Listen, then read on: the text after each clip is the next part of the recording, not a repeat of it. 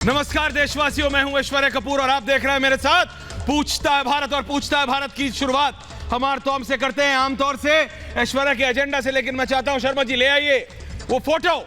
सबसे बड़ा इंटरव्यू सिर्फ भारत का नहीं, पूरी दुनिया का। वो फोटो दिखा दीजिए। The order of Zelensky interview, the order of Zelensky interview, उसके बारे में मैं आपको कुछ बताना चाहता हूं। वो चलाइए चलाइए। आ कब रहा है? आ गया है, चल चुका है। The order of Zelensky interview, ये क्या है? क्यों मैं ये कह रहा हूं कि ये विश्व का आज की तारीख में सबसे महत्वपूर्ण और सबसे बड़ा इंटरव्यू है? किस लिए ये आज का नहीं, पिछले 40, 42, 43 दिन हो चुके हैं। 43 डेज, 43 दिन, 43 डेज जब से ये जंग शुरू हुई। इन 43 दिनों का, इन 43 डेज का, इन 50 दिनों का सबसे बड़ा इंटरव्यू अगर कोई है तो वो ये है। और the order of Zelensky interview क्यों? दुनिया ने कहा, हमने कहा, सवाल उठाए ज़ेलेंस्की कि ज़ेलेंस्की तुम क्या कर रहे हो? ज़ेलेंस्की तुम शांत क्यों? ज़ेलेंस्की तुम हर देश की संसद में जाके बोलना चाहते हो, अपनी जनता पर क्यों नहीं उनका ध्यान रख पा रहे? उन सब का जवाब दिया है ज़ेलेंस्की ने, उन सारे सवालों का जवाब दिया है। अर्नब के एक एक सवाल का जवाब दिया है ज़ेलेंस्की ने। पूछा गया किस लिए रूस से जा भिड़े थे, किस लिए आबेल मुझे मार किया ज़ेलेंस्की? उन सारे सवालों का जवाब है। पूछा कि भाई बूचा में सही में हुआ है? रूस कह रहा है नहीं।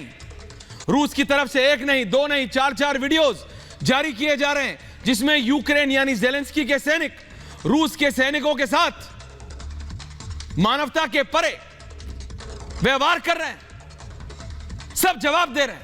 इसलिए कह रहा हूं, ये पिछले 43 डेज का, इस जंग का, इस विश्व युद्ध 3 का सबसे बड़ा इंटरव्यू अगर कोई है तो Zelensky speaks to order, the order of Zelensky interview. क्योंकि पता होना चाहिए ना, हमारे जितने भी पैनलिस्ट आते थे हम लोग रोज सवाल उठाते थे कि भाई ज़ेलेंस्की कर क्या रहे हैं।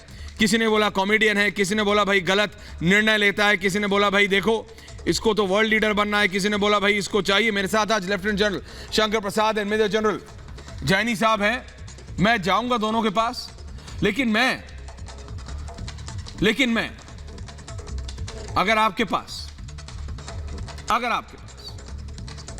आप समझना चाहते हैं कि आखिरकार यूक्रेन यहां तक कैसे पहुंचा, तो ये इंटरव्यू जरूर देखिए। और ये कोई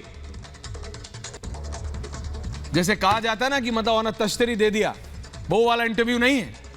सवाल पूछे गए सीधे सीधे, मानोगे कि नहीं?